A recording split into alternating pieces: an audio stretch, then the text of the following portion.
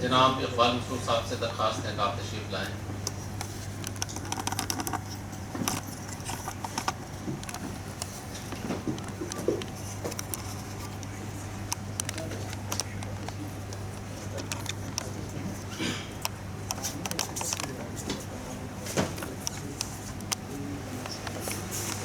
قابل صد احترام پروفیسر صدیق الرحمان قدوائی صاحب، سیکریٹری غالب انسٹیٹیوٹ، ڈاکٹر سید تقی آبدی صاحب، معروف اردو شاعر، محقق، ناقد، مرتب اور متعدد کتابوں کے مصنف، جناب اقبال مسعود صاحب، صدر انجمن ترقی اردو دلی شاخ جناب خورشید عالم صاحب، نیرج صاحب، محترم جناب خواجہ محمد اکرام الدین صاحب، حاجرہ صاحبہ و معزز حاضرین، آپ سبھی کا میں دل کی گہرائیوں سے استقبال کرتا ہوں، خیر مقدم کرتا ہوں۔ غالب انسٹیٹیوٹ اور انجمن کی روایت رہی ہے کہ وہ اپنے مہمانوں کا استقبال پھولوں سے کرتے ہیں، تو میری درخواست ہے ڈاکٹر محضر رضا صاحب سے کہ آپ جناب ڈاکٹر تقی آبدی صاحب کی خدمت میں گلدستہ پیش فرمائیں۔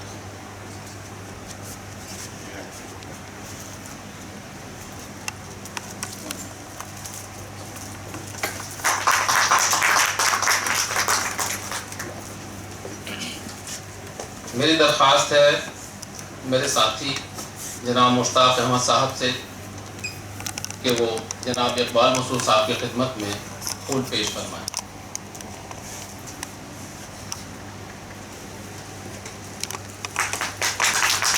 میں تمام حاضرین سے اجازت چاہتا ہوں کہ آپ کی اور اپنی جانب سے قدوائی صاحب کی خدمت میں پھول پیش کرنا چاہتا ہوں، اجازت چاہتا ہوں۔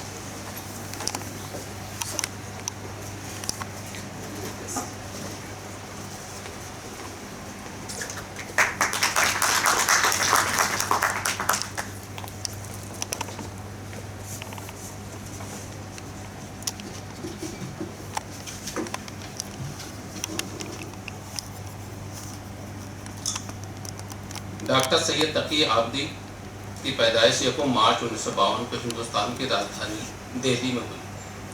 ڈاکٹر سید تقی آبدی ایک ایسا نام ہے جو اردو، فارسی اور ادبی دنیا میں کسی تعارف کا محتاج نہیں۔ ان کا اس مختصر سے وقت میں مکمل تعارف ممکن نہیں ہے۔ آج ہم ان کا امیر خسرو توسیع خطبہ بعنوان کلام امیر خسرو میں حقوق بشر، قومی یکجہتی اور انسان دوستی کے موضوع پر اہم خطبہ سماعت کریں گے۔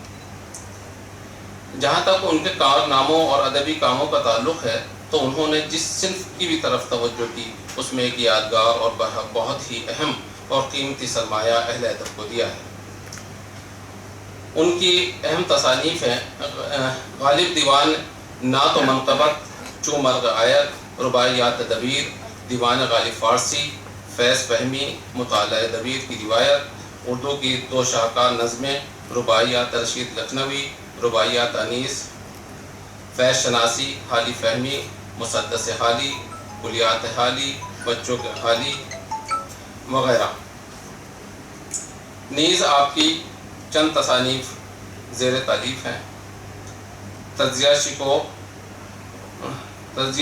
شکوہ جواب شکوہ، فانی لافانی، تجزیہ رباعیات فراق گورکھپوری، اقبال کے 4 مصرے، رباعیات بیتل، باقیات فیض۔ میں کینیڈا سے تشریف لائے ہوئے ڈاکٹر سید تقی آبدی صاحب کا ایک بار پھر دل کی گہرائیوں سے شکر گزار ہوں کہ آپ نے ہماری درخواست پر خطبہ دینا منظور فرمایا۔ میری گزارش ہے جناب اقبال مسعود فاروقی صاحب سے کہ آپ افتتاحی کلمات پیش فرمائیں۔